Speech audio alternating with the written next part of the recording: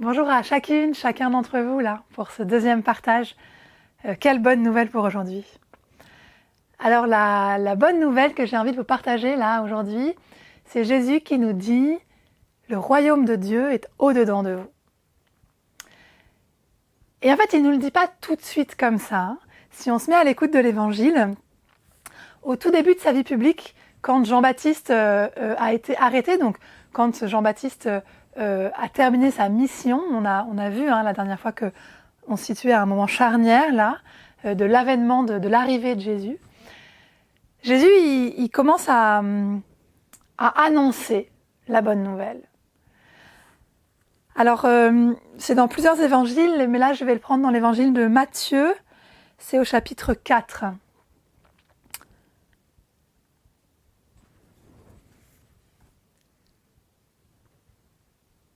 Quand Jésus apprit l'arrestation de Jean le Baptiste, il se retira en Galilée.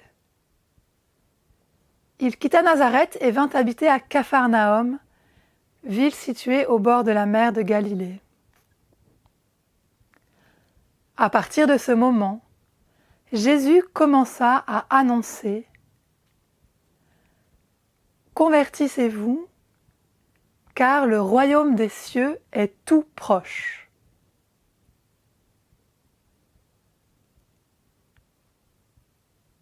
Voilà, ça c'est la première annonce que l'Évangile nous relate de Jésus.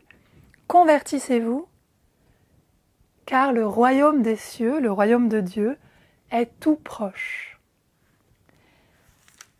Et puis, un peu plus tard, dans l'Évangile, cette fois c'est Luc qui nous relate ça, au chapitre 17.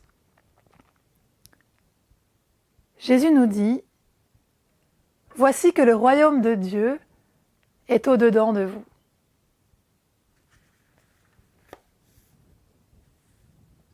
Alors c'est intéressant de voir que c'est en deux temps. D'abord, le royaume est tout proche, il s'approche.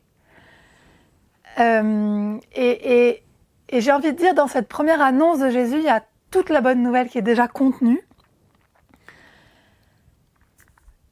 Peut-être, je peux commencer par juste revenir sur cette expression, le royaume de Dieu, parce qu'elle a été sujette à vraiment beaucoup de compréhension erronée.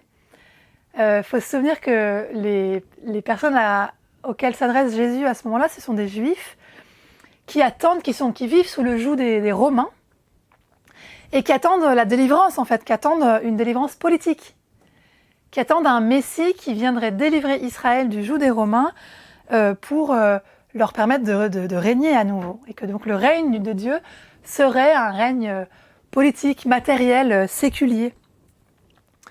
Et d'ailleurs, après la Passion, il y a des disciples qui disent « Nous qui croyions qu'il allait délivrer Israël ». Donc ça, c'était la compréhension immédiate des disciples, que bien sûr, qui ne s'est pas produite et qui a généré beaucoup de déception. Et c'est une des choses qu'on aura reproché à Jésus, de ne pas délivrer le peuple. Les premiers chrétiens, ensuite, ils ont cru que le royaume de Dieu, c'était la fin du monde. Et d'ailleurs, ils croyaient que la fin du monde était toute proche. Quand on lit les premières lettres des premières communautés chrétiennes, il y a vraiment cette conviction forte que c'est bientôt la fin. Et c'est étonnant parce qu'aujourd'hui, nous aussi, on peut entendre des discours comme ça qui annoncent la fin du monde. Alors, je ne sais pas si c'est la fin du monde ou la fin d'un monde, mais en tout cas, il y a bien quelque chose qui se termine là pour nous. Donc, est-ce que le royaume de Dieu, ce serait ça, ce qui viendrait après le monde que l'on connaît maintenant? Et dans cette perspective, on a aussi beaucoup cru, beaucoup transmis que le royaume de Dieu, c'était le royaume des cieux, d'ailleurs, c'est l'expression littérale là qui est utilisée. Donc c'était dans le ciel, donc ce serait la vie d'après, après la mort donc. Il y aurait la vie terrestre ici-bas et puis l'au-delà, l'autre vie. Cette vie-ci qui serait pleine de souffrances, d'épreuves, de difficultés. Et l'autre vie qui serait une vie de béatitude, de paix, de bonheur. Alors tout ça, c'est des compréhensions du royaume de Dieu comme étant extérieur, comme étant loin, loin dans le temps, loin dans l'espace, dans une autre réalité. Et finalement, Jésus, c'est pas du tout de ça dont il parle.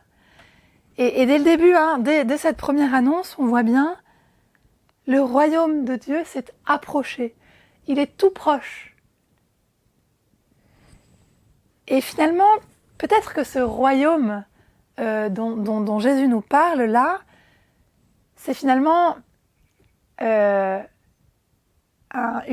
autre rapport à l'espace-temps qui désignerait plutôt là où Dieu est.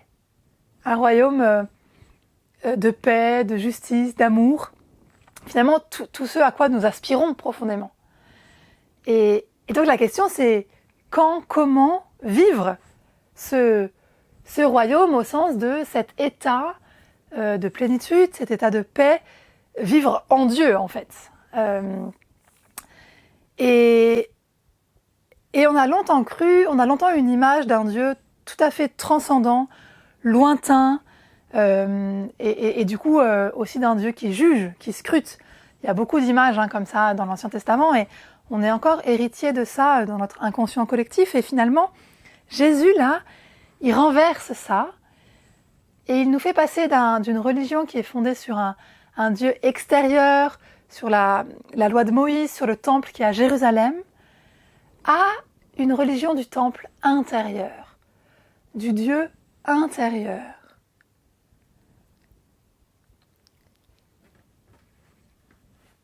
Et voyez, c'est là que ce deuxième écho de l'évangile, donc dans Luc, est vraiment intéressant pour comprendre ce que Jésus dit quand il nous dit « Le royaume de Dieu est tout proche, convertissez-vous ». Dans ce deuxième passage de l'évangile, il est vraiment question de la fin du monde. Je vous lis. Comme les pharisiens demandaient à Jésus quand viendrait le royaume de Dieu, il prit la parole et dit « La venue du royaume de Dieu n'est pas observable. On ne dira pas « Voilà, il est ici » ou bien « Il est là ». En effet, voici que le royaume de Dieu est au-dedans de vous.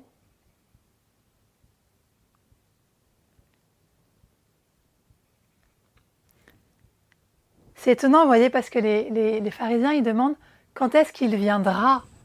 Et donc, ils sont encore dans cette attente d'un royaume à venir sur cette terre ou après cette vie. Et Jésus, il leur répond, le royaume de Dieu est au-dedans de vous. Donc, c'est à la fois, il est là, c'est un verbe qui est au présent. Il est déjà là. C'est pas quelque chose qui est à venir. C'est une réalité qui est déjà pleinement là, mais qui n'est pas à chercher à l'extérieur, qui n'est pas observable, nous dit le texte, qui est à découvrir au-dedans de nous. Et alors cette réalité est tellement difficile à recevoir, à recevoir vraiment, que les traductions classiques de cette petite phrase traduisent le plus souvent « le royaume de Dieu est au milieu de vous ». Et quand on regarde le petit mot grec, puisque donc l'évangile a été écrit en grec, le petit mot grec qui dit cela, c'est entos. Et entos, ça veut clairement dire à l'intérieur. Alors, ça dépend du coup de comment on comprend le « vous ». Si Jésus s'adresse à un peuple à ce moment-là, si c'est un « vous » collectif, effectivement, c'est à l'intérieur de votre groupe. Et donc, on pourrait dire au milieu de vous. Mais si Jésus, à ce moment-là, s'adresse à chacun d'entre nous, chacun des pharisiens là qui sont devant lui, à ce moment-là, le royaume de Dieu est à l'intérieur de chacune et chacun de vous.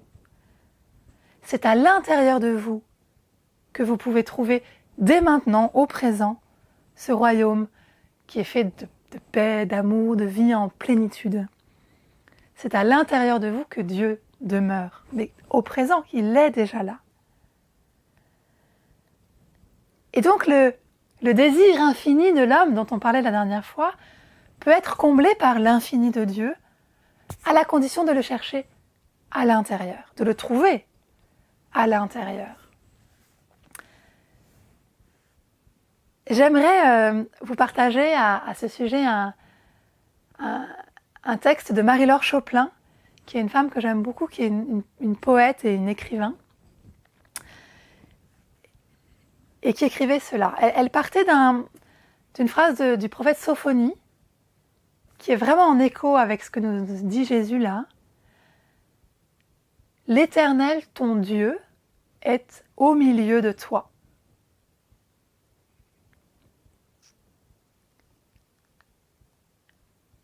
L'Éternel, ton Dieu, est dans tes entrailles, au milieu de toi. Quel est ton Dieu ? C'est l'Éternel, mien, dans mes entrailles. De l'éternité dans mon ventre, voilà Dieu, et il est mien. Qu'est-ce que Dieu ? De l'infini au beau milieu de moi. Catéchisme inédit. Celui qui n'a pas de limite, qu'on ne peut enfermer dans rien, est chez lui, chez moi, dans mes entrailles.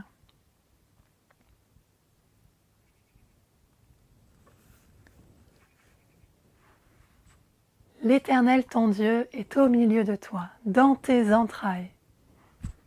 Est au milieu de moi, dans mes entrailles. Le royaume de Dieu est à l'intérieur de vous, nous dit Jésus. Et c'est tellement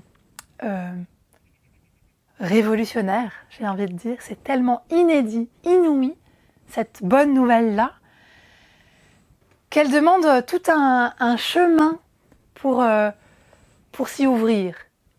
Et voyez, Jésus, il nous le dit lui-même, parce qu'au tout début donc, de sa vie publique, il nous dit « Le royaume de Dieu est tout proche, convertissez-vous ».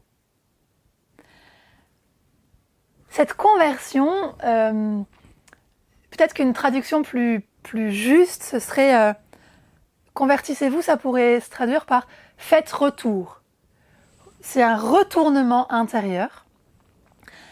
Faites retour à l'intérieur de vous. On voit bien que nous sommes tout le temps orientés vers l'extérieur. On est tendu vers l'extérieur, vers des personnes, vers des objets, vers des situations que nous désirons, que nous croyons ne pas avoir, ne pas vivre, ne pas être, et que nous désirons, et qui nous font tendre vers le dehors, et qui nous font aussi du coup chercher Dieu au dehors. Comme si on était dans un état de manque qui devait se combler par de l'extérieur vers l'intérieur. Et Jésus nous dit, mais en fait ça, il s'agit de le retourner fondamentalement dans notre fondement, de faire retour.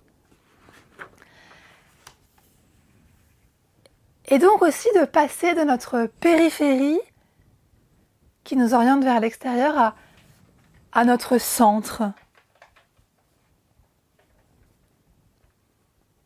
Si je reviens en moi, si je reviens dans ce centre, dans ce milieu de moi-même, dans ces entrailles qui sont miennes, Dieu est là. Et c'est fou parce que il est là, Jésus nous dit, donc c'est au présent à nouveau, et moi, je le cherche dehors. Saint Augustin, il a exprimé ça très bien dans ses confessions, il dit « Voici que tu étais au-dedans et moi au-dehors. Et c'est là, au-dehors, que je te cherchais. »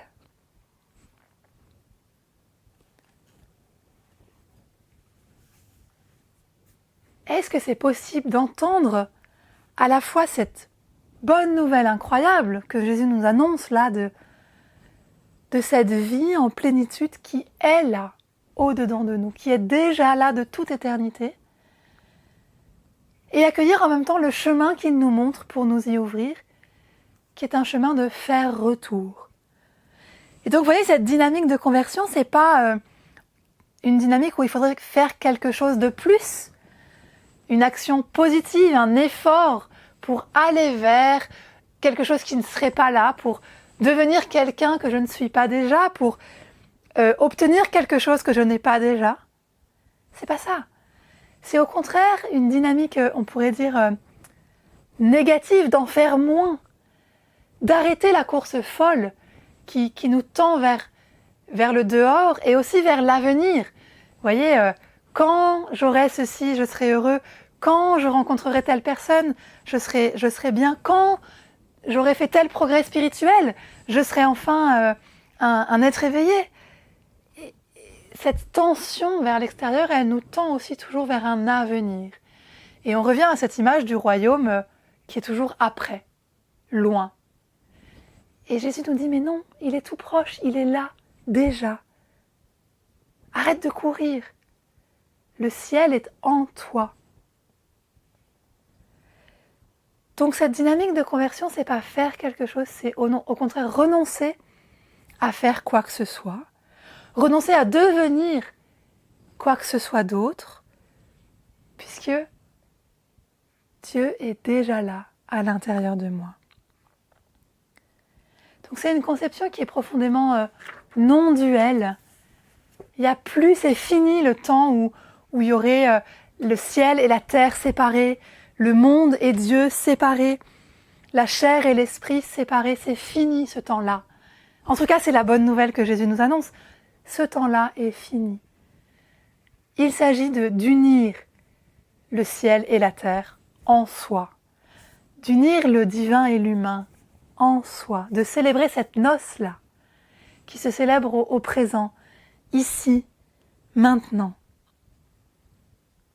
D'expérimenter cette plénitude de la vie avec un grand V, dans ma vie avec un petit v, avec toute sa réalité humaine. C'est là que Dieu est, c'est là que Dieu se donne à vivre, au-dedans de moi, et du coup, au milieu de nous, entre nous, évidemment aussi.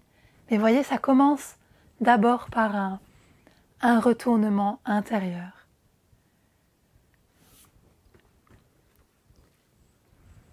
Donc puissions-nous entendre là cette bonne nouvelle. Le royaume de Dieu est au-dedans de vous. Et puissions-nous aussi nous ouvrir à ce chemin de retournement intérieur pour juste demeurer là, dans cette plénitude de vie qui est au présent, qui se donne ici et maintenant. Voilà, à nouveau un temps de méditation va être proposé là dans une vidéo à suivre pour accueillir cette bonne nouvelle et pour faire retour justement, pour s'arrêter et faire retour à l'intérieur qui est ce lieu d'union, de communion à Dieu et aussi de communion les uns aux autres. Belle pratique. Merci.